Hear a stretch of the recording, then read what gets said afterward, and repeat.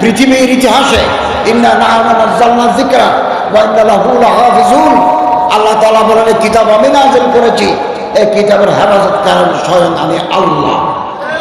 Soviet ইউনিয়নে 70 বছর কোরআনের তালিম দিতে দেয় নাই বলশেভিক আন্দোলনের নেতারা, গর্বাচক ওনারা দেন নাই। 70 বছর পরে আবার সেন্ট্রাল এশিয়ায় সোভিয়েত ইউনিয়নে মুসলিম অধ্যুষিত এলাকায় হাদিস কোরআনের তালিম শুরু হয়েছে। তুরস্কে একজন কামাল পাশা আতাতুর্ক নামে এক লোক 50 বছর আরবি ভাষায় আযান দিতে দেয় নাই,